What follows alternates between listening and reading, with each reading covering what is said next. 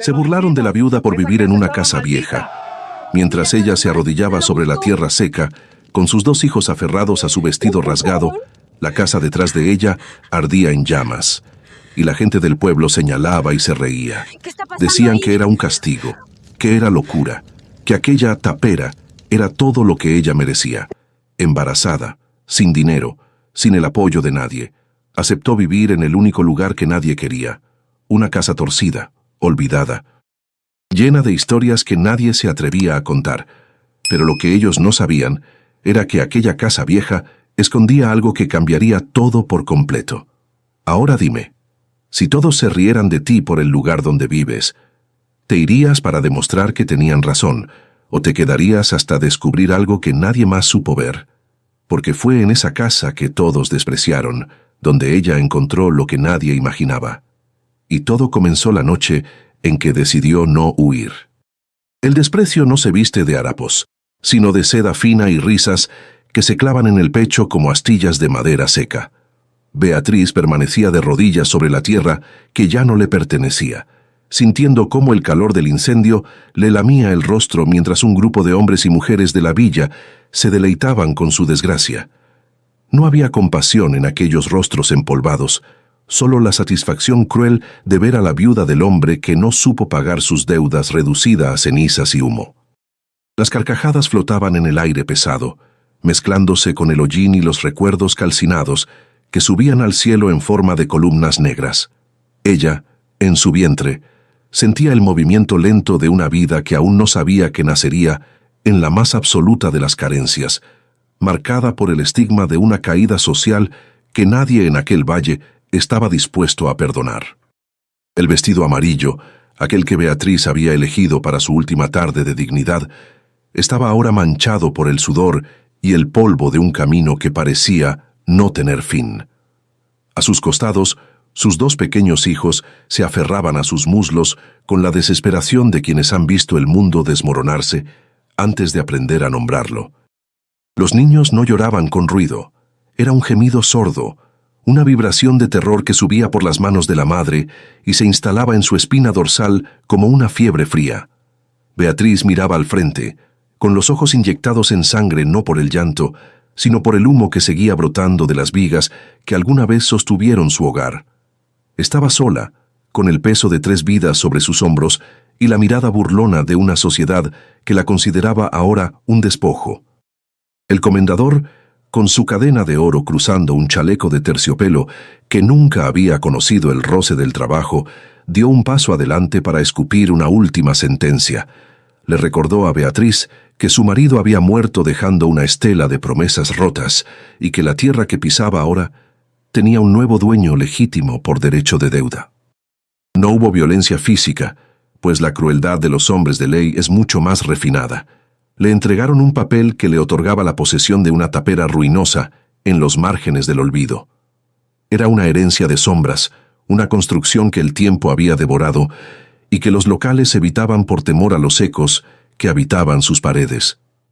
Con un gesto de desprecio, el hombre le señaló el camino hacia la maleza, dándole la espalda mientras las llamas terminaban su labor. Aquella caminata hacia la casa de las sombras fue un calvario de polvo y silencio bajo el sol implacable de marzo que agrietaba la tierra bajo sus pies descalzos. Beatriz no hablaba, pues el aire le faltaba en los pulmones y la presión de su embarazo le recordaba en cada paso que el tiempo se agotaba para encontrar un refugio seguro. Sus hijos, con las caras sucias y los pies heridos por las piedras del camino, caminaban como autómatas, mirando hacia atrás con la esperanza de que el incendio fuera solo una pesadilla de la que pudieran despertar. El valle se extendía ante ellos como un océano de vegetación seca y desidia, ocultando los senderos que alguna vez fueron prósperos antes de que la ambición de unos pocos concentrara la riqueza en la plaza principal de la villa. Al llegar al límite de la propiedad heredada, la estructura se reveló como un esqueleto de madera podrida que parecía sostenerse únicamente por la fuerza de las enredaderas que la asfixiaban. Las paredes, de una madera que alguna vez fue noble, estaban ahora cincentas por el moho y el abandono de décadas, con frestas tan anchas que el viento pasaba a través de ellas como un suspiro burlón. El techo de paja estaba hundido en varios puntos, permitiendo que la luz del atardecer dibujara patrones irregulares sobre el suelo de tierra batida. No había muebles, ni puertas que cerraran el paso a las criaturas del monte, solo el olor a humedad estancada y a tiempo que se había detenido por falta de esperanza. Beatriz se detuvo en el umbral, sintiendo que el vacío de la casa reflejaba el hueco que se había abierto en su propia vida. Sin embargo, el hambre de sus hijos no le permitía el lujo de la parálisis, y con las manos temblorosas comenzó a limpiar el espacio más seco que pudo encontrar cerca de la chimenea de piedra. Sus dedos se llenaron de astillas y suciedad mientras arrastraba hojas secas para improvisar un lecho donde los niños pudieran descansar antes de que la oscuridad total los envolviera. El silencio de aquel lugar era distinto al de la ciudad. No era una calma pacífica, sino una presión física en los oídos que parecía advertirle que ella no era la primera en buscar refugio allí, ni sería la última en ser probada por la soledad. Cada crujido del maderamen envejecido bajo el peso del viento nocturno sonaba como un recordatorio de su nueva realidad. La viuda que todos despreciaban ahora habitaba en la ruina que todos temían. La primera noche fue una prueba de resistencia para su espíritu, donde el frío de la tierra se filtraba a través del vestido amarillo y le recordaba la fragilidad de su condición. Beatriz abrazó a sus dos hijos con una fuerza nacida de la necesidad de protección, escuchando cómo sus respiraciones se volvían pesadas mientras ella mantenía los ojos abiertos en la penumbra. No encendió fuego por temor a atraer miradas no deseadas de los merodeadores que el comendador solía enviar para vigilar sus dominios, prefiriendo la oscuridad absoluta al riesgo de ser expulsada nuevamente.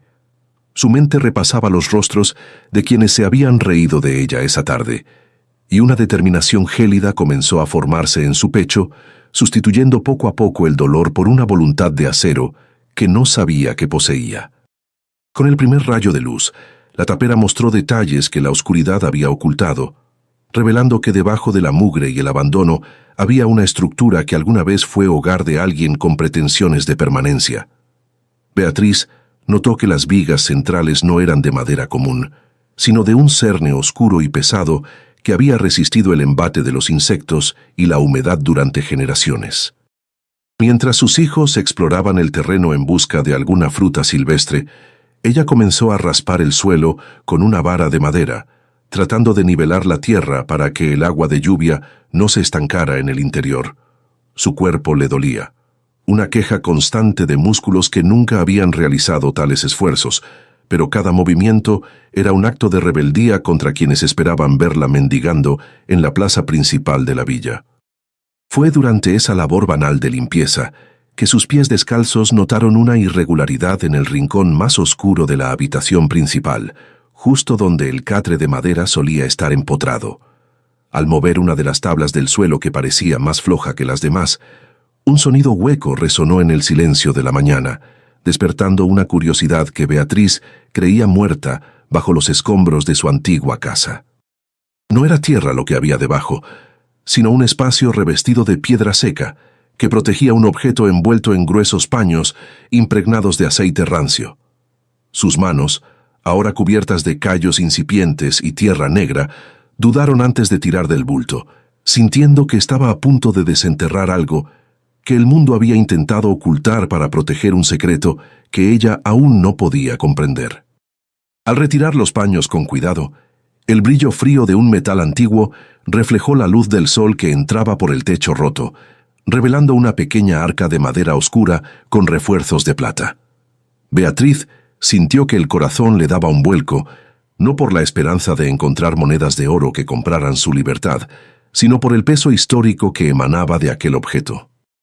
Al presionar el cierre oxidado, la tapa cedió con un gemido metálico, mostrando en su interior una serie de documentos perfectamente preservados y una llave de diseño intrincado que llevaba grabada una insignia olvidada.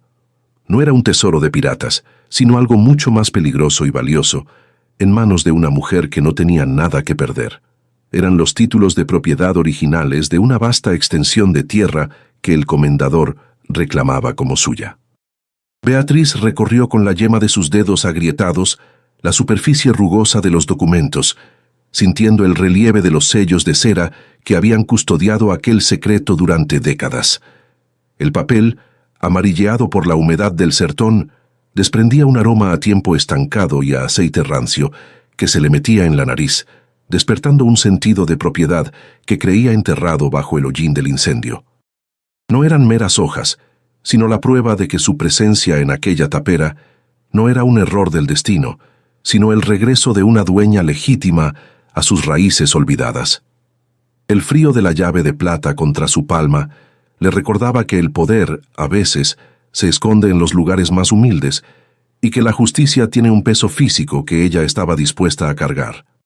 La insignia grabada en la llave mostraba el diseño intrincado de una antigua compañía de comercio, un símbolo que Beatriz reconoció de los relatos que su abuela le contaba antes de que la pobreza borrara su memoria familiar.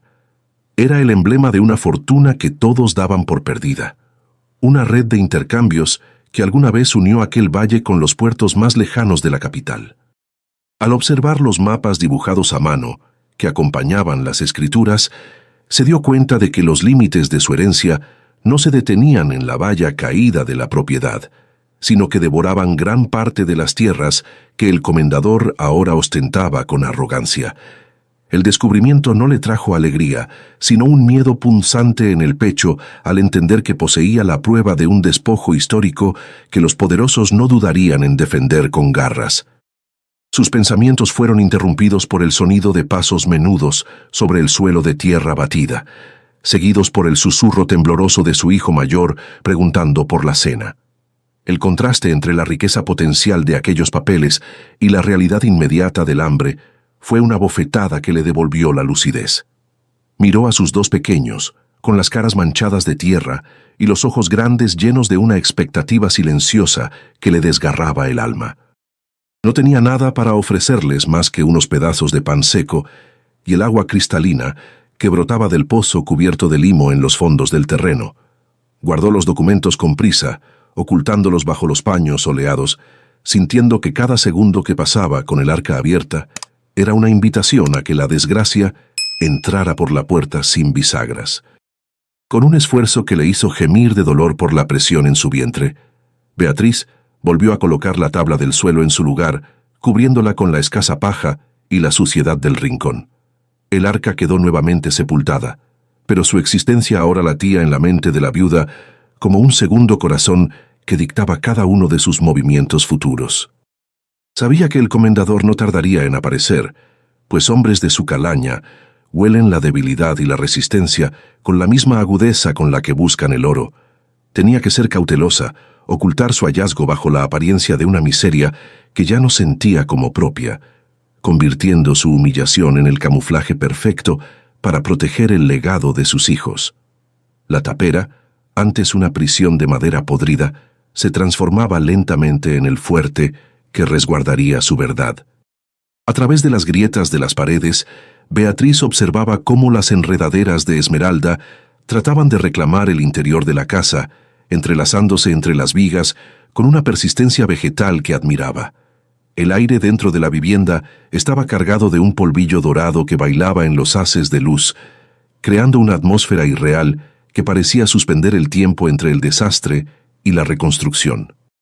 Cada ráfaga de viento que hacía crujir el techo de paja traía consigo el aroma de la vegetación salvaje y la humedad del río que corría cercano, una sinfonía de sonidos que antes la aterrorizaban y que ahora empezaba a descifrar como señales de vida. La casa de las sombras no estaba muerta, estaba simplemente esperando a que alguien tuviera el valor de despertarla de su letargo de décadas. Recordó entonces las palabras de su abuela sobre el tesoro de la tierra, aquel que no se mide en monedas, sino en la capacidad de la naturaleza para dar frutos donde otros solo ven desierto. El microclima único de aquel rincón olvidado del sertón, protegido por las colinas y alimentado por el río, era el secreto que Tobías había intentado proteger en sus últimas anotaciones. Entre los documentos del arca, había descripciones detalladas de plantas que no pertenecían a esa región: canela, clavo y otras especias raras que su familia había cultivado en secreto hace mucho tiempo. Aquel no era un simple terreno baldío, sino un jardín oculto cuyos registros de propiedad seguían vigentes a nombre de su linaje familiar directo, una rama que la aristocracia local consideraba extinta. Beatriz se levantó, sintiendo el peso del vestido amarillo que ahora era un jirón de su antigua vida, y comenzó a trabajar con una energía que no sabía que poseía. Con una vieja azada que encontró en el barracón de los fondos, empezó a limpiar la maleza que rodeaba la entrada, desafiando el calor del mediodía que hacía vibrar el horizonte. Sus manos se llenaron de ampollas y el sudor le escocía en los ojos, pero cada raíz que arrancaba era un paso hacia la dignidad que le habían arrebatado en la plaza. No buscaba oro enterrado, sino preparar el suelo para las semillas que Tobías mencionaba, aquellas que traerían una prosperidad que ninguna risa de seda podría marchitar. Su cuerpo protestaba, pero su voluntad era ahora un muro de piedra tan sólido como las vigas centrales de la tapera. El silencio absoluto del lugar, aquel que los habitantes de la villa llamaban maldición, era para ella un santuario donde las voces del pasado podían finalmente ser escuchadas sin la interferencia del juicio ajeno. No había galos cantando, ni el zum de las abejas, solo el crujir de la madera y el murmullo constante del río que parecía susurrar advertencias y promesas al mismo tiempo. A lo lejos, las otras casas abandonadas de la pequeña vecindad parecían guardianes silenciosos de una tragedia que Beatriz estaba decidida a no repetir en su propia piel. Cada sombra que se proyectaba sobre el terreno era una oportunidad para observar sin ser vista, aprendiendo los ritmos de una tierra que había sido maltratada por la ganancia y que ahora exigía cuidado y respeto. Mientras sus hijos dormían la siesta bajo la sombra de un viejo árbol retorcido de gallos curvos, Beatriz volvió a consultar los mapas en su memoria, trazando rutas imaginarias hacia los puntos de referencia marcados por Tobías. Recordó la sabiduría de su abuela sobre cómo tratar las heridas de la tierra con ungüentos naturales y cómo leer las señales del cielo para predecir la lluvia necesaria para los cultivos delicados. Aquel conocimiento, transmitido en susurros durante las noches de invierno, era ahora su capital más valioso, un tesoro inmaterial que el comendador nunca podría arrebatarle ni comprar con sus monedas de plata. La viuda ya no era la mujer frágil que lloraba de rodillas en la plaza. La tapera le había devuelto una identidad que la aristocracia nunca le dio. Al caer la tarde, Beatriz se sentó en el umbral de la puerta, observando cómo el sol se ocultaba tras las colinas, bañando el valle en una luz purpúrea que suavizaba las arrugas de la construcción ruinosa. La transformación estaba comenzando, no en las paredes de madera podrida, sino en el núcleo mismo de su ser, donde el miedo había sido sustituido por una resolución gélida y paciente. El comendador y su corte de risas despreciables pronto descubrirían que el silencio de la Casa de las Sombras no era de muerte, sino de una espera estratégica que estaba a punto de terminar. Ella protegería aquel pedazo de mundo con la ferocidad de quien ha sido despojado de todo, sabiendo que las mayores bendiciones suelen venir disfrazadas de la ruina más profunda y absoluta. Beatriz, de 34 años y viuda desde hace apenas 3 meses, se entregó a la tarea de limpiar la desolación que la rodeaba. No permitió que la mirada ácida de quienes la despreciaban nublara su juicio mientras arrancaba la maleza que llegaba hasta su cintura. Con la ayuda de su hijo mayor y su pequeña, comenzó a retirar los escombros acumulados durante años de abandono absoluto. Cada tabla que aseguraba con barro y paja era un acto de fe contra la precariedad que amenazaba con devorarlos. Mientras trabajaba, recordaba las palabras del tabelión advirtiendo sobre el carácter maldito de aquella propiedad que nadie en la villa quería tocar. No obstante, el silencio del lugar no le inspiraba temor, sino una calma necesaria para planificar su resistencia frente a la injusticia.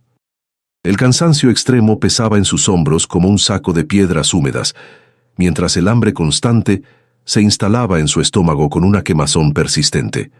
Sentía los músculos de sus brazos arder por el esfuerzo de cargar agua desde el río, una tarea que realizaba con la respiración entrecortada por la presión de su embarazo. Sus pies descalzos, hundidos en el barro frío y húmedo, ya no sentían el pinchazo de las espinas, pues la piel se había vuelto tan dura como la madera de las vigas. El aire pesado del valle le dificultaba cada bocanada, llenando su pecho de un polvillo dorado que le hacía toser de forma seca y dolorosa. A pesar del agotamiento físico que amenazaba con derrumbarla, Beatriz se negaba a descansar, sabiendo que el bienestar de sus hijos dependía únicamente de su fortaleza. Encontró una vieja azada oxidada en el barracón de los fondos, una herramienta que Tobías debió usar hasta que sus fuerzas lo abandonaron. Con ella, empezó a nivelar el suelo de tierra batida del interior, tratando de eliminar la humedad que hacía el aire casi irrespirable. Cada golpe contra la tierra dura era una decisión consciente de no regresar a la villa a mendigar la compasión que ya le habían negado. Los objetos dejados por el anterior dueño, como un viejo cachimbo y unas botas enlodadas, servían de mudos testigos de una vida de reclusión y misterio. Beatriz organizó lo poco que tenía, una panela de hierro vieja y un cobertor fino, con una dignidad que superaba la miseria del entorno. Sentía que al ordenar aquel caos, estaba también ordenando los fragmentos de su propia existencia destrozada por las deudas. La soledad en la casa de las sombras era una presencia casi física que se manifestaba en la ausencia total de sonidos habituales de la vida rural. No se escuchaban pájaros cantando en los frutales cargados, ni el zumbar de las abejas entre las flores salvajes que crecían sin control. Era como si el mundo entero hubiera decidido callar ante aquel rincón olvidado del sertón, rodeado por una mata densa que devoraba los senderos. Este silencio opresor que tanto asustaba a los vecinos de la villa tenía una explicación natural que muchos preferían ignorar por superstición. La formación rochosa particular del lugar creaba un efecto acústico que absorbía los ruidos, transformando cualquier movimiento en un eco extraño y fantasmagórico. Beatriz aprendió a escuchar ese silencio, buscando en él la verdad que el ruido del desprecio le había ocultado. El sol de la tarde caía sobre el tejado de paja con una intensidad que hacía que el aire dentro de la tapera vibrara por el calor estancado. Beatriz sentía que el sudor le bajaba por la espalda en hilos constantes, humedeciendo la tela del vestido amarillo que ahora olía a humo y esfuerzo. El aroma del moho y la madera pudriéndose se mezclaba con el olor dulce de las frutas maduras que nadie se atrevía a recolectar del pomar. Sus manos, llenas de ampollas que supuraban un líquido transparente, le recordaban en cada movimiento el precio de su nueva independencia. Sentía una presión constante en sus oídos, una sensación de vacío que la hacía tambalearse mientras caminaba por el terreno irregular y lleno de raíces traicioneras. Era un colapso sensorial que la obligaba a cerrar los ojos y respirar hondo el aroma de la tierra mojada por el río. Observaba a sus hijos con una mezcla de pena y orgullo mientras ellos jugaban cerca del pozo cubierto de limo verde. La niña, con sus ojos inteligentes siempre fijos en los movimientos de su madre, intentaba ayudar barriendo las hojas secas con un fajo de ramas atadas. El pequeño se mantenía cerca, aferrado a una vieja imagen de Nuestra Señora que era su único consuelo en aquel lugar extraño. A pesar del miedo inicial que los hacía saltar ante cada crujido del techo, los niños empezaban a encontrar su propio ritmo en aquella desolación. Beatriz les hablaba con firmeza, asegurándoles que aquel barraco se convertiría en un hogar verdadero con paredes firmes y comida en la mesa. Cada pequeña tarea compartida era un refugio contra la humillación que habían sufrido en la plaza de la villa. Sabía que la visita del comendador Augusto Travassos era inminente, pues hombres de su calaña nunca pierden de vista lo que consideran una oportunidad de lucro. Recordaba su bigote grosso y su mirada autoritaria, la misma que usaba para despojar a los pequeños propietarios de sus tierras legítimas. Él representaba la ganancia y la falta de escrúpulos que habían marcado la historia de aquel valle durante décadas. El comendador no aceptaba un no por respuesta, y su oferta inicial era una burla para lo que realmente valían aquellas tierras. Beatriz se preparaba mentalmente para el enfrentamiento, escondiendo su descubrimiento bajo el colchón de paja con una sospecha creciente sobre las intenciones del hombre. Sentía el peligro acercándose como una sombra que alargaba sus dedos sobre el terreno al atardecer. Los documentos que había rescatado del baúl enterrado contenían un mapa grosero pero preciso, trazado por Tobías en sus últimos días de lucidez. Había una marca en forma de X justo donde el río encontraba la tierra roja, señalando un secreto que el tiempo no había podido borrar. Beatriz memorizó cada detalle de aquel dibujo, entendiendo que el tesoro no era oro acumulado por la avaricia, sino la tierra misma y su capacidad de producción. La escritura de 1830 describía una propiedad inmensa que se extendía hasta la Estrada Real, una ruta comercial de vital importancia que el comendador quería controlar.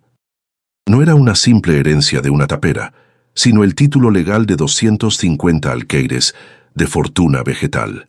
El silencio de Tobías ahora hablaba a través de las páginas amarillentas, guiándola hacia una redención que nadie esperaba. Al anochecer, el aire se volvía frío y húmedo, trayendo consigo el aroma metálico del agua del río, mezclado con la fragancia dulce de las especias silvestres. Beatriz sentía los escalofríos recorrer su espalda, mientras el viento sibilante pasaba por las frestas de las paredes de taipa. El sonido del agua golpeando las piedras rítmicamente se convertía en un susurro constante que parecía llamar su propio nombre en la oscuridad absoluta. Sus dedos, endurecidos por la labor, tocaban las páginas de cuero del diario, sintiendo la textura gastada y el peso de las verdades que Tobías había intentado proteger. El crepitar de la pequeña fogueira en el fogón de barro era el único alivio sensorial contra la opresión de la noche sertaneja que la rodeaba. Era una experiencia humana cruda, donde cada sentido estaba alerta ante una amenaza que aún no tenía rostro, pero sí intención. Decidió que no esperaría a que el comendador dictara los términos de su existencia, sino que ella misma iría al cartorio para validar sus derechos legales. Preparó la trouxa con los documentos cuidadosamente envueltos, sintiendo que llevaba en sus manos el futuro de sus hijos y la memoria de su linaje. La caminata de 2 horas hasta la villa sería el inicio de una batalla jurídica que sacudiría los cimientos de la alta sociedad local.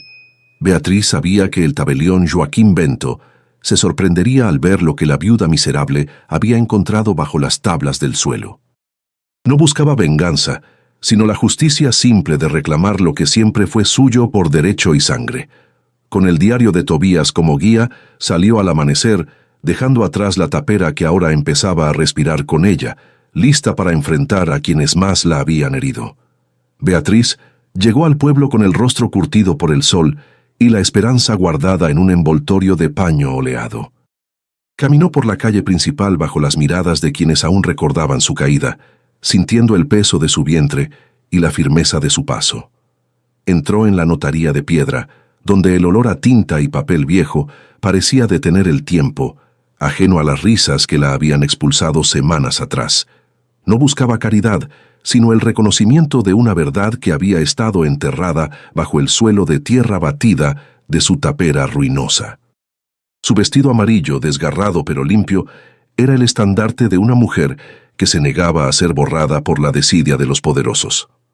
El notario Joaquín Bento la recibió con una expresión de incredulidad mal disimulada tras sus anteojos redondos. Al ver a la viuda miserable de la Casa de las Sombras, supuso que venía a renunciar a su herencia maldita. Sin embargo, cuando Beatriz desplegó sobre la mesa de madera oscura las escrituras rescatadas del baúl, el silencio en la oficina se volvió denso como el chumbo. El hombre examinó los documentos con manos meticulosas, checando cada sello de cera y cada firma descolorida por las décadas. La sorpresa transformó su rostro en una máscara de asombro mientras comparaba los mapas antiguos con los registros actuales del valle. Las actas eran legítimas y databan de 1830, registradas originalmente a nombre de su linaje familiar directo. Joaquín Bento se recostó en su silla, quitándose los lentes para frotarse los ojos con un gesto de agotamiento y maravilla. No se trataba de un simple barraco, sino de una propiedad de 250 alqueires de tierra fértil que se extendía hasta la Estrada Real. El notario le explicó que este descubrimiento invalidaba los registros posteriores que otros habían intentado imponer por la fuerza. Beatriz escuchaba en silencio, sintiendo cómo el peso de la injusticia empezaba a inclinarse hacia el lado de la verdad legal que Tobías había protegido.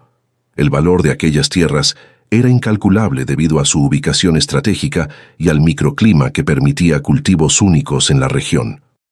No obstante, el notario advirtió que poseer tales documentos era como sostener una brasa ardiente en las manos.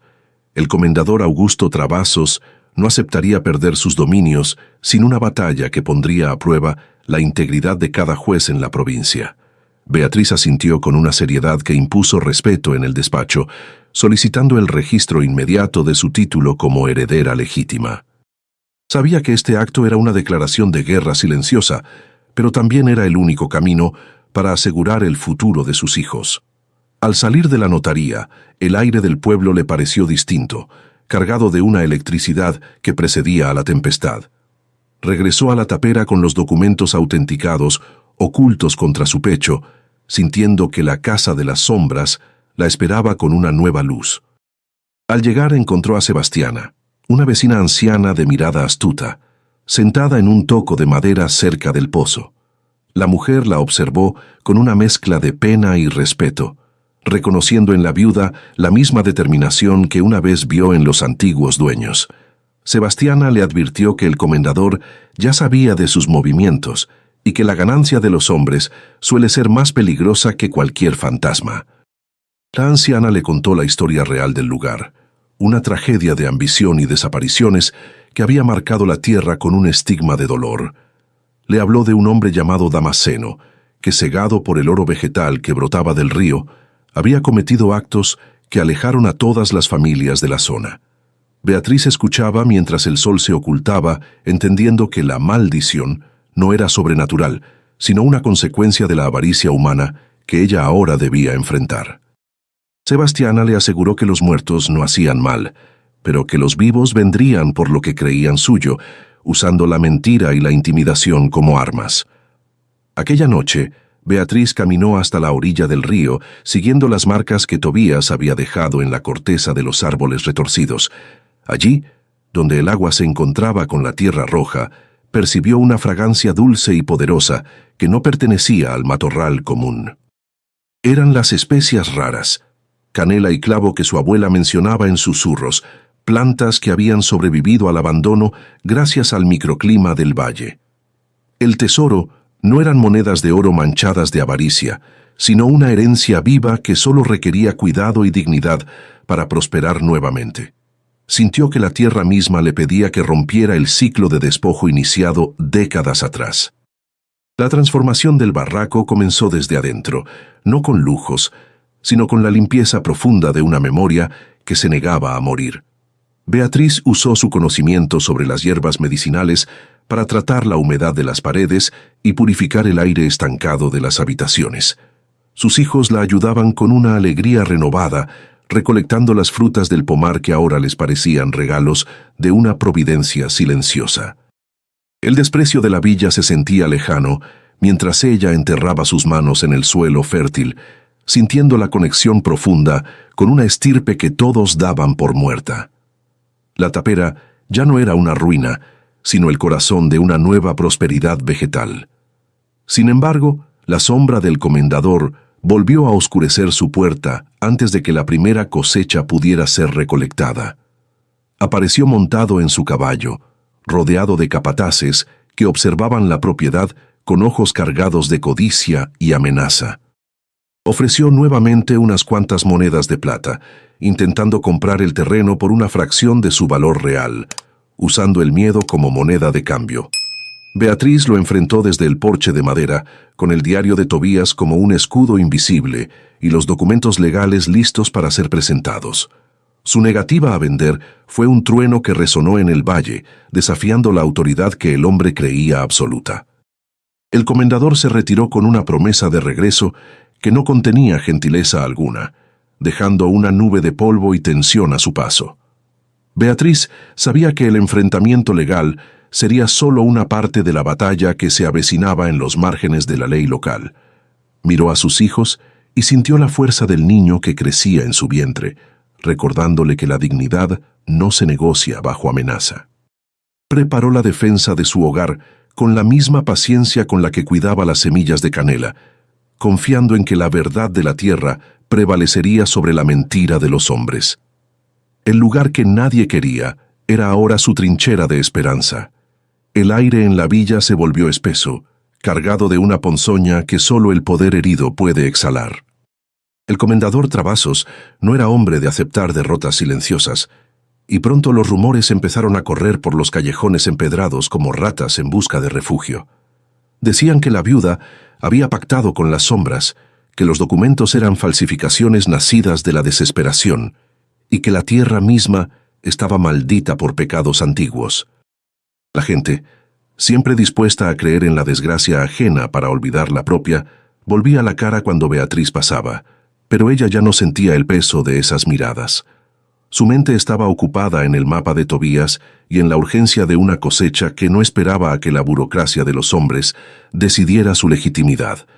El peso del embarazo se volvió una carga de plomo que Beatriz arrastraba con una dignidad que rozaba el martirio en cada jornada. Sentía punzadas agudas en la espalda, como si las vigas de la tapera estuvieran ahora sosteniendo también su propia columna vertebral bajo el sol inclemente.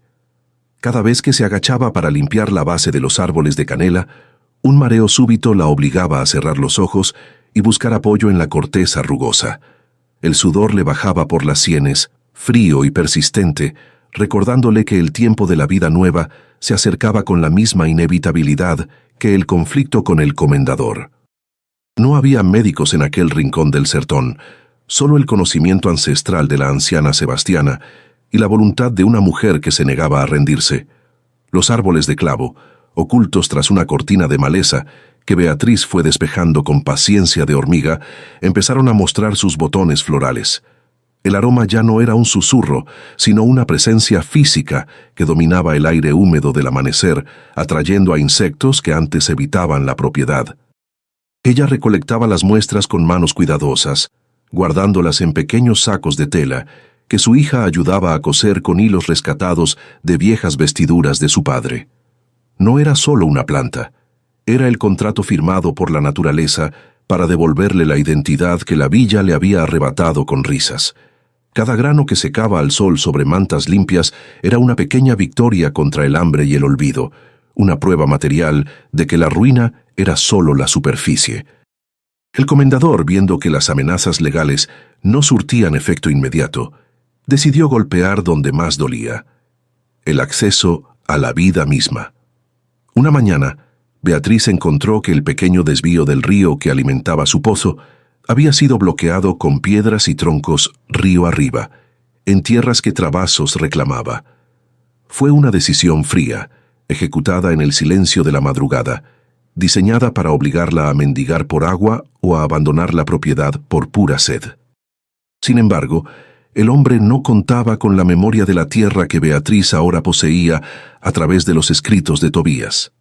Recordando las anotaciones sobre los canales subterráneos de la antigua compañía, la viuda comenzó a cavar en un punto específico cerca de la cocina, buscando la vena de agua que la injusticia no podía alcanzar.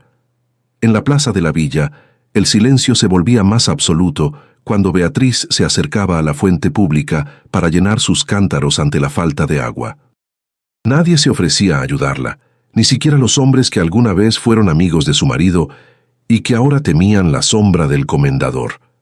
Las mujeres cuchicheaban tras los abanicos de seda, señalando el vestido amarillo que, aunque remendado y sucio, seguía siendo la única prenda que la distinguía del lodo. Ella caminaba con la frente en alto, sintiendo el agua pesada en sus brazos, pero el alma más ligera que nunca, sabiendo que cada paso era un acto de resistencia. La soledad no era su enemiga, era el espacio donde su nueva fuerza crecía lejos de la hipocresía de los poderosos. La reconstrucción de la techumbre se convirtió en la prioridad antes de que llegaran las lluvias de otoño, esas que convertían el valle en un lodazal. Con la ayuda de su hijo mayor, que a sus 12 años ya tenía la seriedad de un hombre cansado, Beatriz aprendió a trenzar la paja. Trabajaban hasta que las sombras de los árboles se alargaban tanto que se fundían con la oscuridad de la selva, asegurando cada fajo con cuerdas de fibra. La casa, que antes parecía un esqueleto quejumbroso, empezaba a cerrarse sobre sí misma, creando un espacio de calor y seguridad que los niños ya llamaban hogar. No era el lujo de la ciudad, pero era una fortaleza construida con sus propias manos sobre los cimientos de una verdad que nadie podía ya ocultar. La dignidad es una semilla que germina mejor en el suelo de la exclusión, lejos de la fertilidad artificial de los favores comprados con oro. Beatriz entendió que su soledad no era una debilidad, sino una armadura que le permitía ver con total claridad las intenciones de quienes la rodeaban. En la villa, el valor de una persona se medía por el peso de su bolsa, pero en la casa de las sombras se medía por la capacidad de transformar la ruina. Ella ya no esperaba que la justicia viniera de los tribunales corruptos de la provincia, sino de la legitimidad de su trabajo diario.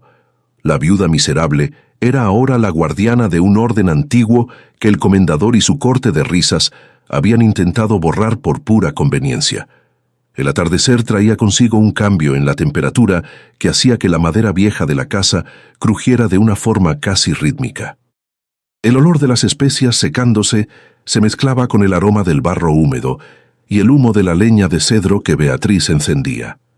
Era una sinfonía sensorial que la envolvía en una paz extraña, una sensación de pertenencia que nunca sintió en los salones donde siempre fue una invitada. A veces se quedaba mirando las vigas centrales, imaginando a los hombres y mujeres que un siglo atrás habían levantado esas paredes con la misma esperanza. La casa ya no era una tapera ruinosa, era un testigo mudo de una estirpe resiliente que se negaba a ser olvidada por el tiempo. Un día, un comerciante de paso, atraído por el rumor de un aroma extraño que escapaba del valle, se detuvo frente a la cerca.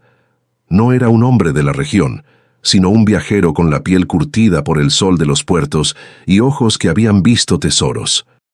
Beatriz lo recibió con una cautela que se transformó en sorpresa cuando el hombre, al oler una muestra de su clavo, se quitó el sombrero. Le ofreció un precio justo por una pequeña cantidad, algo que ella aceptó con manos temblorosas pero voz firme, realizando su primera transacción. Aquellas monedas no solo significaban comida para sus hijos, sino la validación de que su esfuerzo tenía un valor que trascendía por mucho las burlas de la villa. Sin embargo, el éxito atrae a los depredadores con más rapidez que el fracaso a la compasión en estos rincones olvidados del mundo. El comendador, informado de la visita del comerciante extranjero, entendió que el tiempo de la sutileza se había agotado y que debía actuar con fuerza. La tensión en la villa alcanzó un punto de ebullición, con los capataces de trabazos merodeando los límites de la propiedad con más frecuencia. Beatriz, desde su porche, observaba el movimiento de los caballos a lo lejos, sabiendo que el primer gran choque de esta guerra estaba cerca. Ya no era una cuestión de papeles o escrituras, sino de quién tenía la voluntad más fuerte para defender el lugar que la avaricia había intentado enterrar bajo el olvido. La ambición no tiene ojos, pero posee un olfato finísimo para detectar la prosperidad ajena en los rincones más insospechados. Los hombres del comendador empezaron a cercar los senderos, no con vallas de madera, sino con su presencia hosca y silenciosa que vigilaba cada movimiento de Beatriz desde la linde del bosque. Se sentaban a la sombra de los algarrobos, fumando tabaco fuerte y escupiendo sobre la tierra roja que ella tanto se esforzaba por limpiar con sus propias manos. No decían palabra alguna, pero sus ojos, cargados de una envidia antigua, seguían el rastro del aroma a clavo que empezaba a emanar de la vieja construcción. Era una guerra de nervios donde el silencio se convertía en un arma de doble filo, una presión constante en los oídos de la viuda.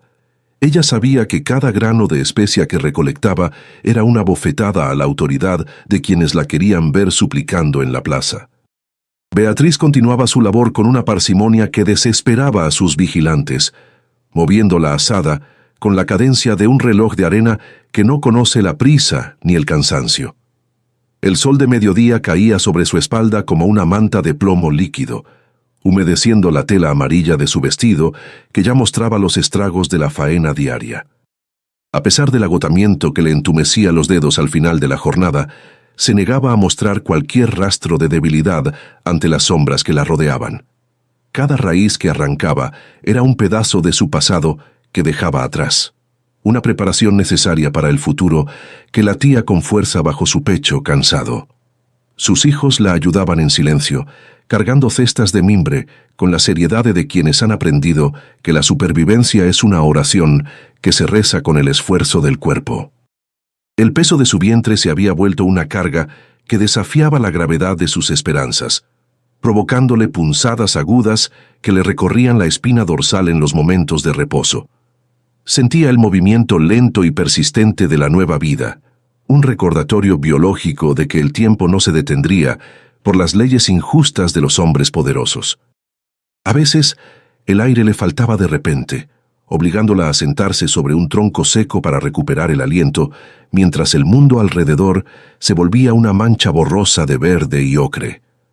El frío de la tierra bajo sus palmas era el único alivio para la fiebre que parecía habitar en sus huesos, una quemazón que nacía de la fatiga acumulada.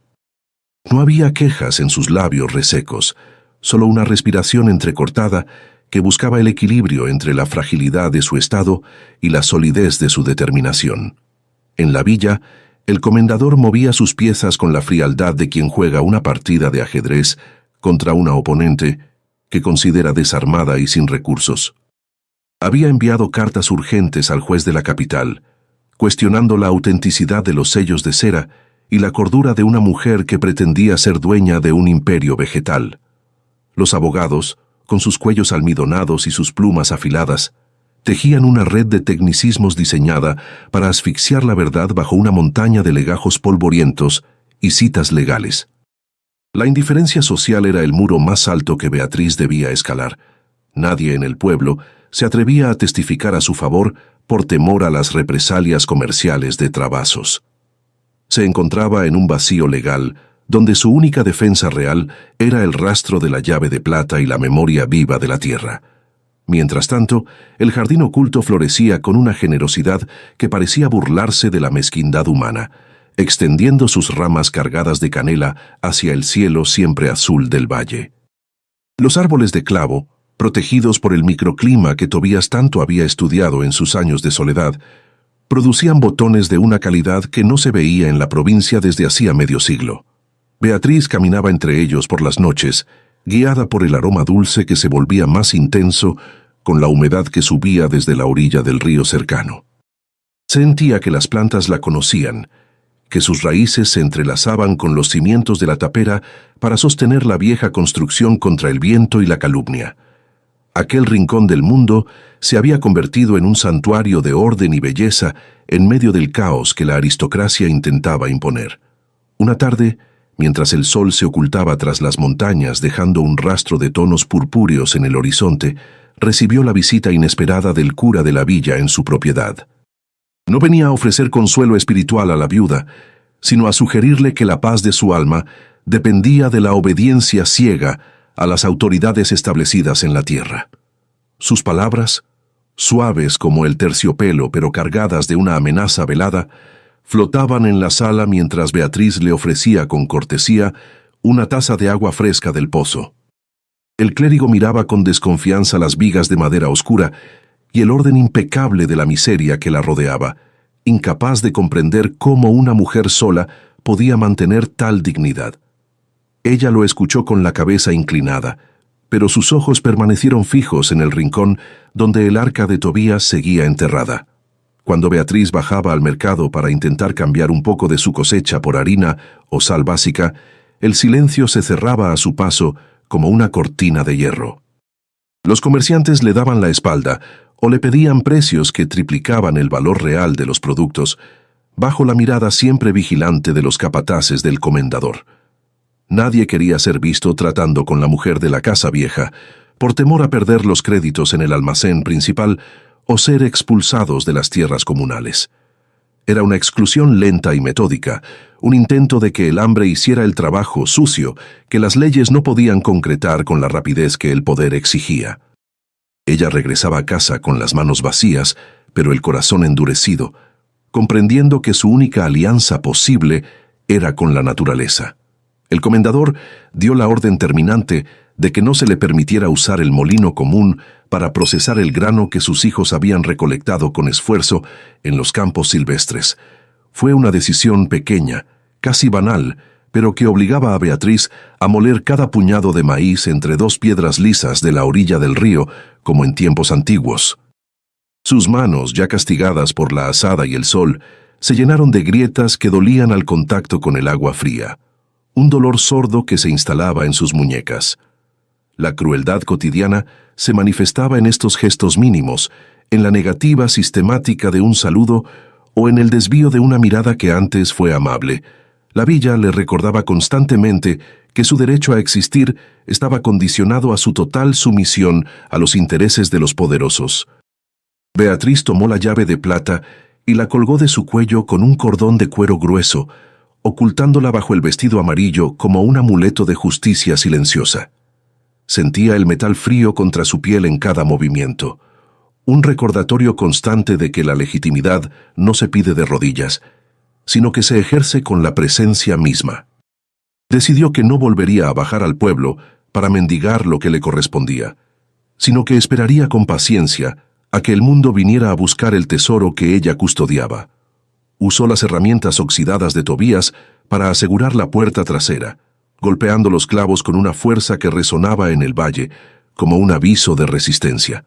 Ya no era una víctima de la circunstancia, sino la arquitecta de su propia redención, dispuesta a defender su hogar. El aire empezó a oler a tormenta inminente, no de aquellas que limpian el cielo, sino de las que arrancan los árboles de cuajo y borran los caminos del sertón. Las nubes se amontonaban en el horizonte como un ejército de gigantes grises, ocultando la luz del sol mucho antes de la hora del atardecer habitual en el valle.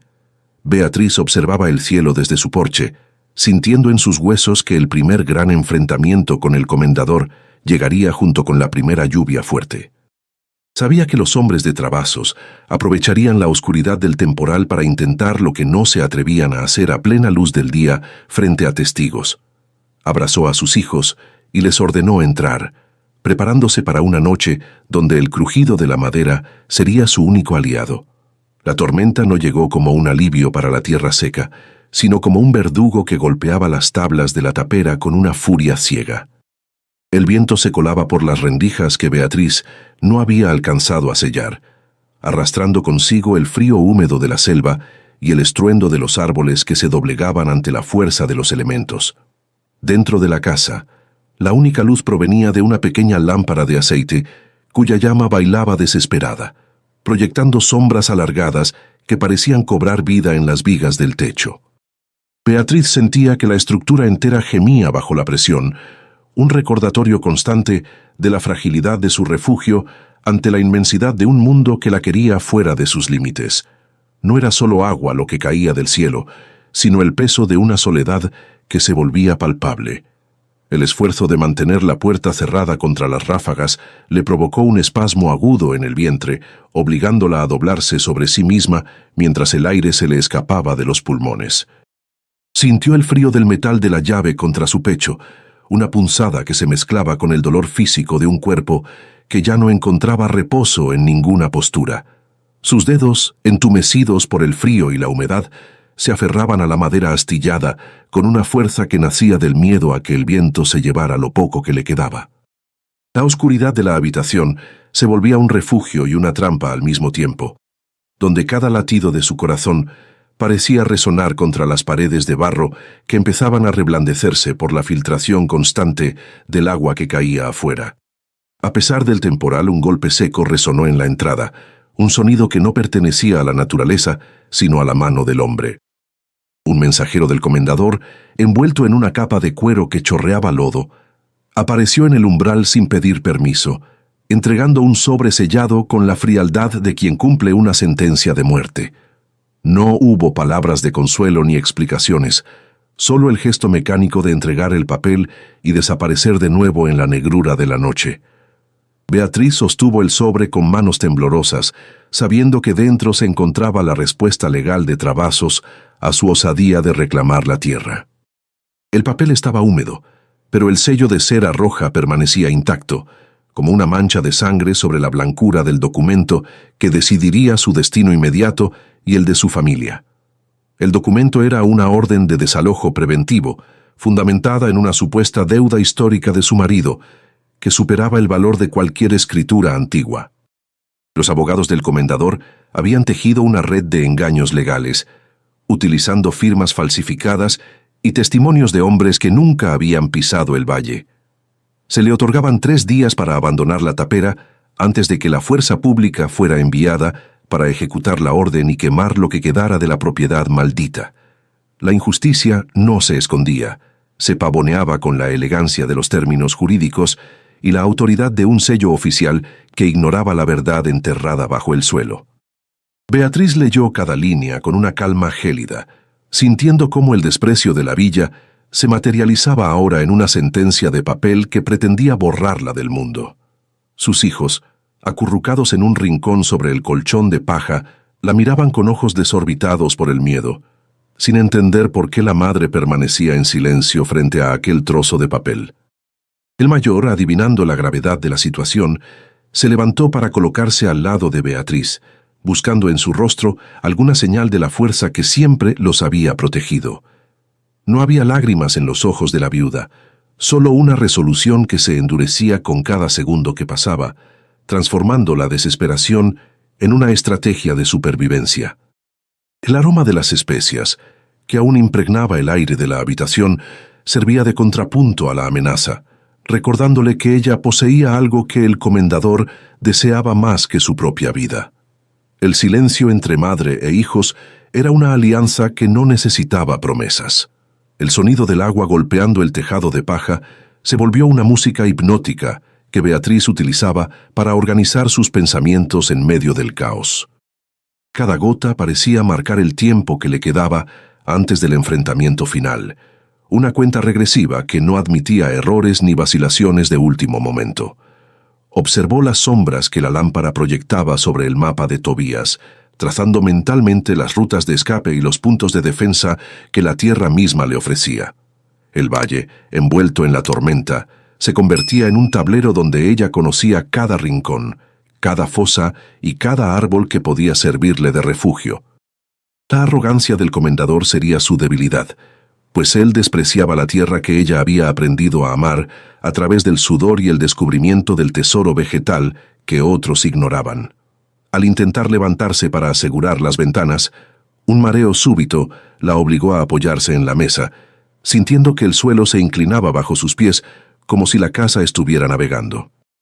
Un sudor frío le cubrió la frente, mientras el sabor metálico de la angustia le subía por la garganta, recordándole que su cuerpo tenía límites que la voluntad no siempre podía ignorar. La presión en sus oídos se intensificó, ahogando el ruido de la tormenta en un zumbido constante que la aislaba del mundo exterior durante unos segundos eternos. Respiró hondo, llenando sus pulmones con el olor a tierra mojada y clavo, recuperando el control de sus miembros con una lentitud que le dolía en cada fibra.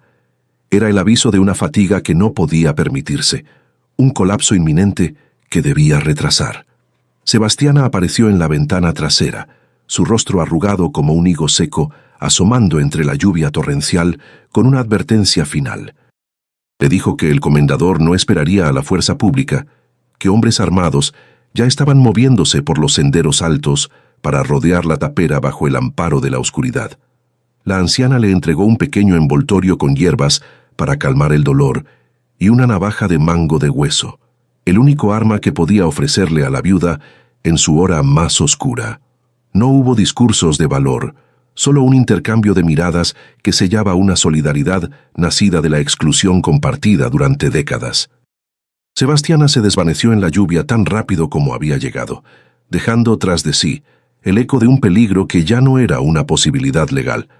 Beatriz tomó la navaja y la colocó sobre la mesa, junto al diario de Tobías y la llave de plata, creando un altar de resistencia en el corazón de la tapera. Aquellos objetos representaban su pasado, su verdad y su única oportunidad de defender el futuro de los niños que dormían a su espalda.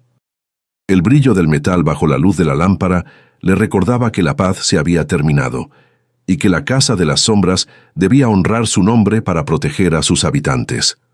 La madera de la mesa, vieja y gastada, parecía vibrar con la misma determinación que recorría el cuerpo de la viuda, sosteniendo el peso de su historia sin quebrarse.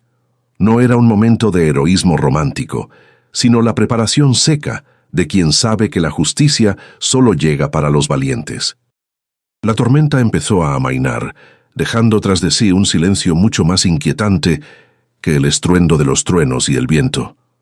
Beatriz apagó la lámpara para no ofrecer un blanco fácil a quienes acechaban en la negrura del valle, dejando que sus ojos se acostumbraran a la penumbra de la habitación.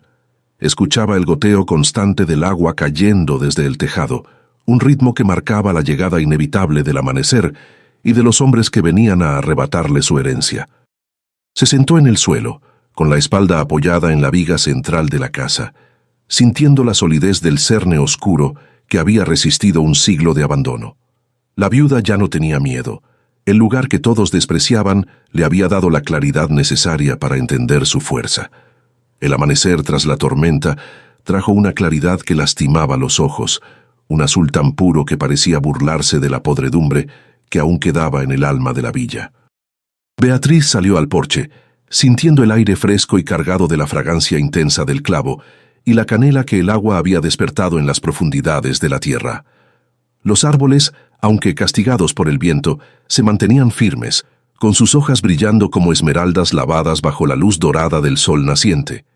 Ella observó el valle, con una calma que no sentía desde antes de la muerte de su marido, una sensación de pertenencia que nacía del barro mismo que cubría sus pies. El mundo parecía haberse detenido en un instante de gracia, permitiéndole respirar sin el peso inmediato de la amenaza que sabía oculta entre las sombras del monte. Sin embargo, la paz era un barniz delgado que el primer ruido del bosque se encargó de cuartear con la precisión de un cristal roto. Al mirar hacia el sendero alto, Beatriz divisó el brillo metálico de una montura y el movimiento pausado de un caballo que no pertenecía al paisaje salvaje de la Casa de las Sombras. Era uno de los hombres del comendador, un centinela silencioso que recordaba con su sola presencia que la tregua del temporal había terminado junto con las nubes. El estómago de la viuda se contrajo en un nudo de ansiedad que le subía por la garganta, recordándole que la legitimidad de sus papeles era un escudo de papel frente a la voluntad de acero de quien se creía dueño de las vidas ajenas. La luz del sol ya no calentaba su rostro, solo iluminaba la fragilidad de su posición. Entró en la cocina de barro para preparar el desayuno de sus hijos, moviéndose con la lentitud que su embarazo le imponía, cada gesto cargado de una solemnidad casi litúrgica. Tomó el puñado de maíz que había logrado moler entre las piedras y lo mezcló con agua del pozo, formando pequeñas tortas que puso a cocer sobre el fuego lento de la leña de cedro. El sonido rítmico de sus manos palmeando la masa era el único consuelo en aquel espacio que olía a humo y a esperanza contenida. Sus hijos despertaron en silencio, adivinando en el rostro de la madre que el día no traería juegos, sino la vigilancia necesaria de quienes se saben observados por el enemigo. El calor del fogón era un refugio temporal, una burbuja de normalidad en medio de un asedio que no necesitaba de murallas para sentirse real. Mientras servía la comida, Beatriz notó a través de la fresta de la pared que el centinela había bajado de su montura y ahora caminaba por el límite de la valla caída, inspeccionando los cultivos con una curiosidad que no ocultaba su desprecio. El hombre tocaba las hojas de las especias con sus dedos toscos, ignorando el valor sagrado que aquellas plantas tenían para la mujer que las había rescatado del olvido. Ella sintió una punzada de indignación que le recorrió los brazos, un impulso de salir y defender su tierra con las herramientas de Tobías, pero la prudencia la mantuvo anclada al suelo de la cocina. Sabía que cualquier provocación sería utilizada por el comendador para justificar el uso de la fuerza pública antes de que el juez de la capital pudiera intervenir legalmente. Se sentó a la mesa con sus pequeños, intentando que su voz no traicionara el temor que latía en sus sienes con la insistencia de un tambor de guerra. Les habló de la importancia de las semillas, de cómo cada planta de clavo era un guardián de su historia y de cómo la tierra siempre devuelve el cuidado que se le otorga con paciencia y respeto. Sus hijos la escuchaban con la atención de quienes heredan un reino de sombras, comprendiendo que la casa vieja no era una carga sino el centro de una batalla por la dignidad. No hubo mención a los hombres del bosque ni a las órdenes de desalojo. En aquel momento, el acto de comer juntos era la declaración de soberanía más potente que podían ejercer frente a la injusticia del mundo exterior. Un grito ahogado de su hijo mayor la hizo levantarse de golpe, sintiendo una presión aguda en el pecho que le dificultaba el habla por un instante eterno. El niño señalaba hacia el pomar, donde una de las ramas del árbol de canela más antiguo había sido cortada deliberadamente, dejando una herida blanca en la madera que supuraba la savia dulce bajo el sol. No era un daño casual de la tormenta, sino un mensaje tallado por la mano del hombre, una advertencia de que la propiedad no estaba protegida por ninguna ley humana o divina contra el rencor de los poderosos. Beatriz caminó hacia el árbol, tocando la herida con manos temblorosas, sintiendo el dolor de la planta como si fuera propio, una mutilación simbólica de su propia esperanza de redención vegetal. El silencio que seguido a este descubrimiento fue absoluto, una ausencia de sonido que pesaba más que el estruendo del trueno de la noche anterior. Ella miró hacia la villa, que se extendía al fondo del valle con sus techos de teja roja y su indiferencia de piedra, preguntándose cuántos de sus habitantes sabían de aquel sabotaje silencioso. Nadie vendría a ayudarla. Nadie denunciaría la violación de su propiedad. La Casa de las Sombras seguía siendo un territorio fuera del mapa de la compasión humana. La soledad se volvió entonces su aliada más fiel, la única que no le mentía sobre las intenciones de sus enemigos y la que le otorgaba la claridad necesaria para preparar el contraataque legal que estaba a punto de desatar. Al regresar a la casa, encontró clavado en la puerta trasera un pequeño trozo de pergamino con una sola palabra escrita en tinta negra: «Vete». No había firma, pero el trazo elegante y firme recordaba la caligrafía de los abogados que el comendador mantenía a su servicio para dar forma legal a sus caprichos. El papel vibraba con el viento, pareciendo una lengua muerta que intentaba pronunciar una sentencia de exilio en su propia tierra. Beatriz tomó el mensaje y, en lugar de romperlo, lo guardó junto a los documentos de Tobías, convirtiéndolo en una prueba más de la persecución sistemática a la que estaba siendo sometida. La amenaza ya no era un rumor entre los callejones, era una presencia física que reclamaba el umbral de su hogar. Decidió entonces que la mejor defensa era la ocupación activa de cada rincón de su herencia, y comenzó a apuntalar las vigas del granero con la ayuda de su hijo, usando los restos de madera que la tormenta había derribado. El trabajo físico le devolvía el sentido de la realidad, alejando las fantasías de derrota que la oscuridad de la noche solía alimentar en su mente cansada. Cada clavo que hundía en la madera vieja era un compromiso con la permanencia, un acto de fe en un futuro que el comendador quería borrar con el fuego de la codicia. Sus manos se llenaron de llagas y su espalda gritaba por el esfuerzo, pero la estructura del granero empezaba a recuperar la firmeza necesaria para albergar la cosecha que pronto llegaría. Al caer la tarde, Beatriz se lavó el rostro con agua fría del pozo, sintiendo que la piel se le estiraba sobre los pómulos con una dureza nueva. Observó cómo las sombras de los árboles de clavo se alargaban sobre la tierra roja, dibujando un mapa de resistencia que solo ella sabía interpretar. Mañana sería el día fijado por la orden de desalojo, el momento en que la ley de los hombres se enfrentaría a la verdad de la tierra y a la voluntad de una viuda que no tenía nada más que perder. Entró en la casa y cerró la puerta con la llave de plata, escuchando el clic del metal, como el inicio de un capítulo final, donde el silencio de la tapera hablaría más fuerte que todas las carcajadas de la villa. El lodo del camino aún retenía la humedad de la noche, pero el sol de la mañana ya empezaba a evaporar el agua, creando una neblina baja que envolvía los árboles de canela. Beatriz se paró frente al espejo roto que colgaba en la sala, arreglándose el cabello con dedos que ya no temblaban. No se veía como la mujer que llegó derrotada meses atrás. Sus ojos tenían el brillo de quien ha visto el fondo del abismo y ha decidido construir un hogar en él. Preparó a sus hijos, dándoles instrucciones claras de quedarse en el granero, lejos de la vista de quienes pronto vendrían a reclamar lo que nunca les perteneció. El aroma de las especias era tan fuerte que parecía una barrera invisible protegiendo el perímetro de la casa vieja. El sonido de varios cascos golpeando la tierra blanda rompió el silencio del valle, anunciando la llegada de la comitiva del comendador. Venían 4 hombres a caballo, encabezados por trabazos y un funcionario con un abrigo oscuro que Beatriz identificó como el juez de paz de la villa.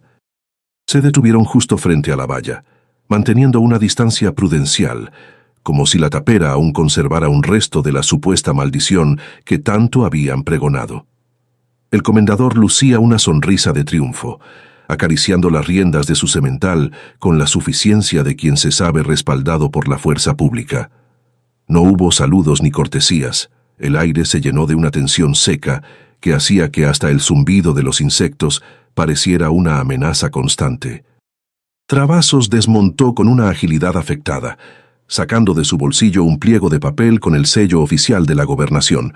Con voz tronante, leyó los términos del desalojo, acusando a la viuda de ocupación ilegal y de pretender usurpar tierras que pertenecían a su familia desde hacía 3 generaciones.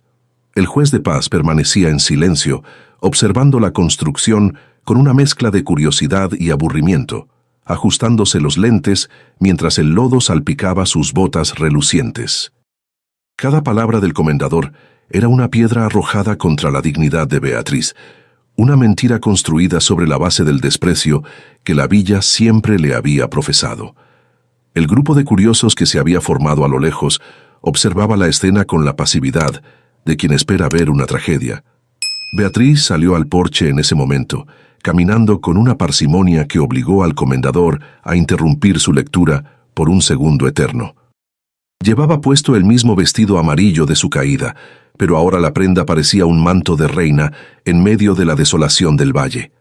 No gritó ni mostró desesperación, simplemente se quedó de pie, con las manos cruzadas sobre su vientre prominente y la mirada fija en el juez de paz. El silencio que emanaba de su figura era mucho más poderoso que los gritos del hombre que intentaba despojarla de su hogar. Los hombres de Travassos intercambiaron miradas de incomodidad, sintiendo que la mujer que tenían enfrente no era la víctima frágil que esperaban encontrar en aquel barraco de madera. Una contracción aguda le recorrió el vientre, como si el niño que llevaba dentro quisiera participar en la defensa de su legado con cada movimiento. Beatriz apretó los labios para no emitir quejido alguno, sintiendo el sudor frío brotar en su nuca mientras el dolor se expandía hacia sus caderas por un instante. El contacto del metal de la llave de plata contra su pecho le devolvió el centro, recordándole que el sufrimiento físico era insignificante comparado con la humillación de verse nuevamente en la calle. Respiró hondo, llenando sus pulmones con la fragancia del clavo que el viento traía del pomar, y sintió que la tierra bajo sus pies le otorgaba la firmeza necesaria para sostenerse. El dolor pasó, dejando tras de sí una claridad mental absoluta. Sin mediar palabra, Beatriz extendió la mano hacia el juez de paz, ofreciéndole los documentos autenticados que Joaquín Bento había registrado recientemente en la villa. Al ver los sellos originales de 1830 y la insignia de la antigua compañía comercial, el funcionario cambió su expresión de indiferencia por una de sorpresa genuina. El comendador intentó arrebatar los papeles, pero el juez lo detuvo con un gesto seco, comenzando a leer las cláusulas que describían los límites exactos de la propiedad de Tobías.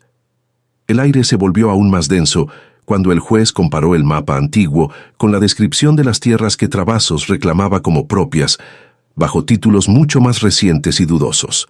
La verdad emergía con fuerza legal. El comendador, viendo que su dominio se tambaleaba, empezó a hablar atropelladamente, alegando que esos documentos eran falsificaciones burdas encontradas en un baúl de un loco. Su rostro se puso rojo de rabia mientras señalaba la tapera, diciendo que nadie en su sano juicio creería que esa ruina valía más que el papel en el que estaba escrita la orden de desalojo. Pero el juez no lo escuchaba.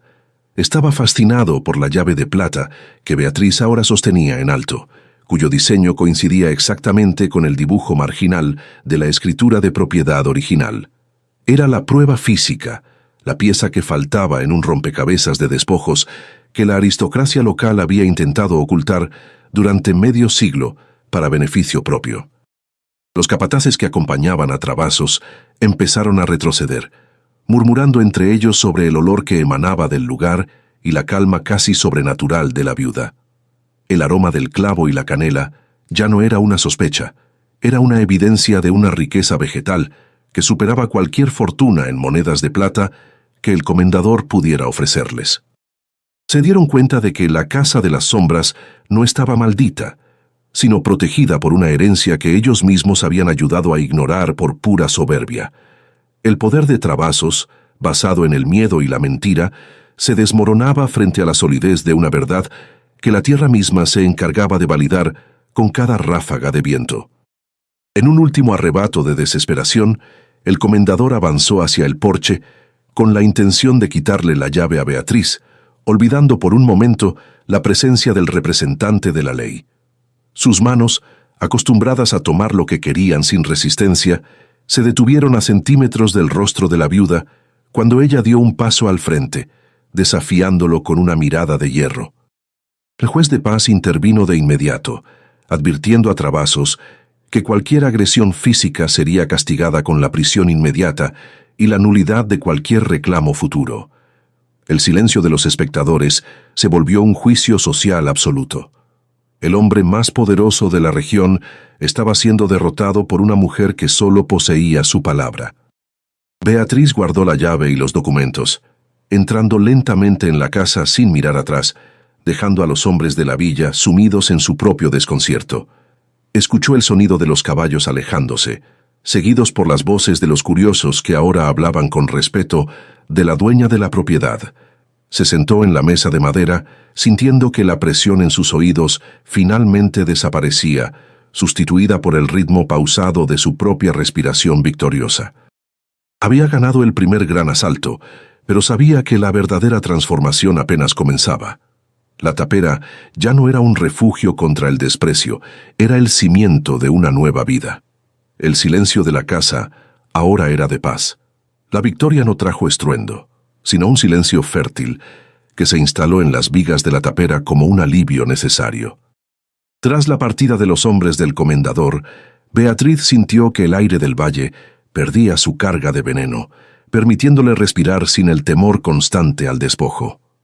No hubo celebraciones ni discursos, solo el gesto sencillo de volver a las herramientas para continuar la labor que la tierra le exigía. Sus manos, antes marcadas por la desesperación, se movían ahora con la precisión de quien conoce el valor de cada minuto recuperado al olvido.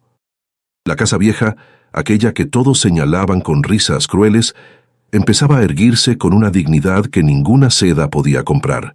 El eco de las burlas se perdía en la inmensidad del monte, dejando paso al murmullo del río que celebraba la permanencia de su dueña legítima.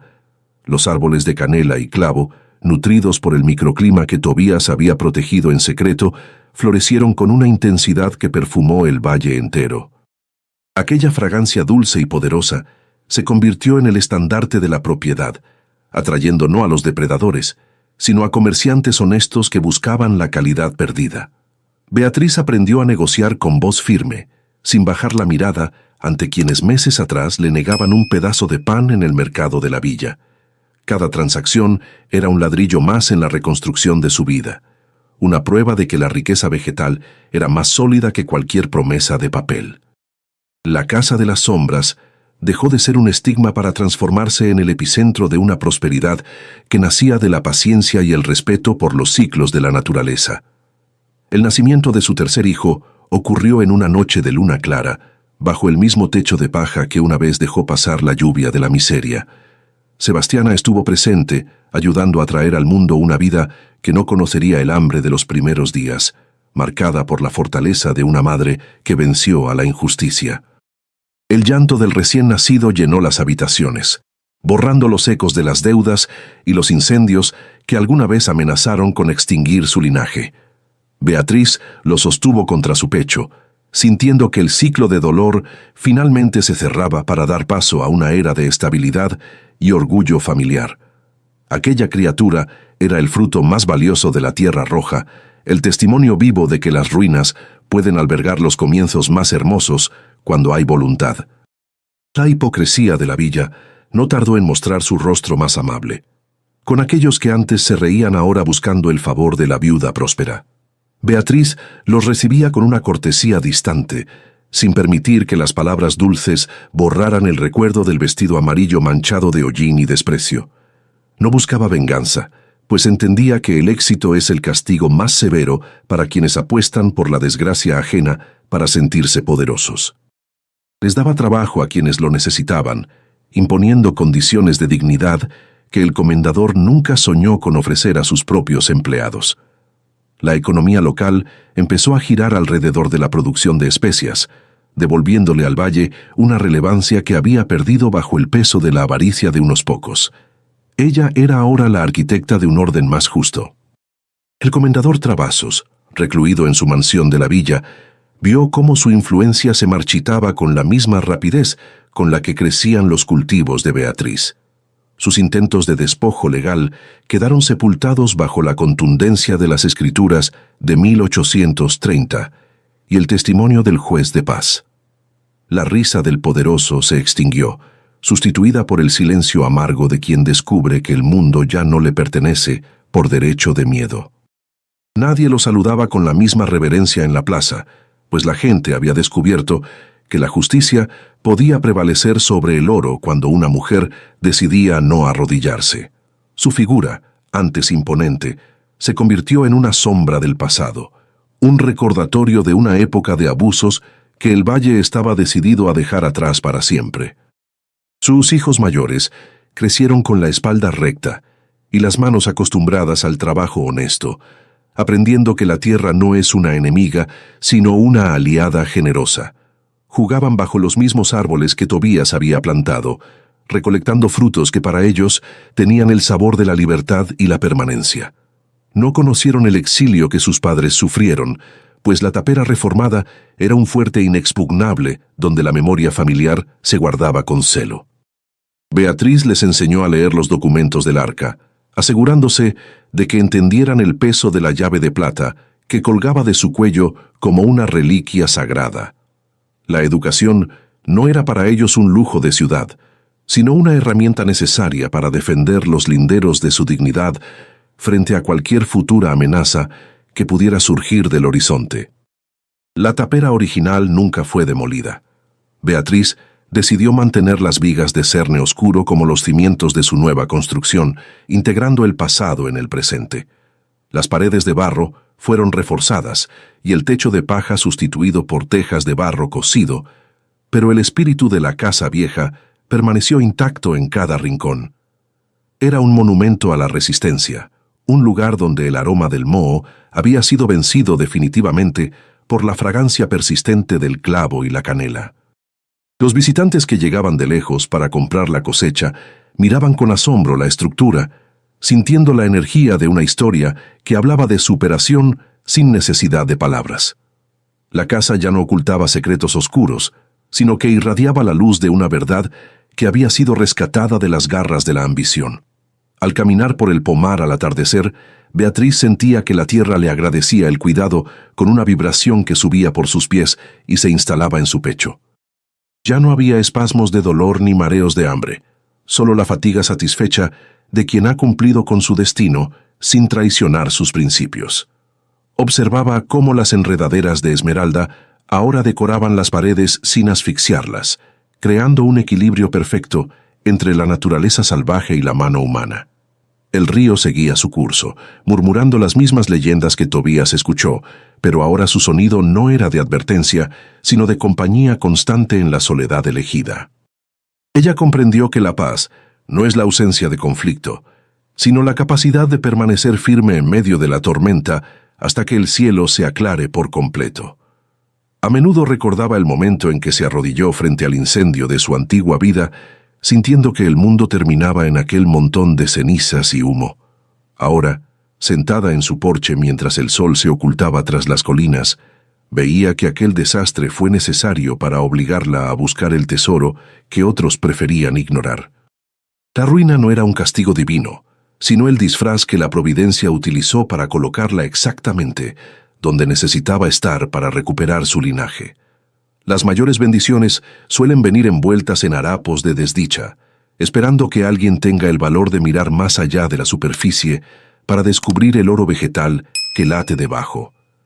Beatriz sonreía con la serenidad de quien ha descifrado el lenguaje del silencio y ha encontrado en él su propia voz de mando. La historia de la viuda que fue llamada por la Casa de las Sombras se convirtió en una leyenda que se contaba en las noches de invierno en todo el sertón. No se hablaba de fantasmas ni de maldiciones, sino de una mujer vestida de amarillo que transformó el desprecio en una herencia de dignidad para sus hijos y su pueblo. Su vida fue la prueba de que el poder real no reside en la seda de los vestidos ni en el brillo de las monedas, sino en la conexión profunda con la verdad de la tierra. Cuando finalmente cerró los ojos por última vez, lo hace sabiendo que su nombre no sería borrado por el tiempo, sino grabado en el aroma de cada botón de clavo que floreciera en el valle. La tapera ruinosa era ahora el corazón latente de un legado inmortal.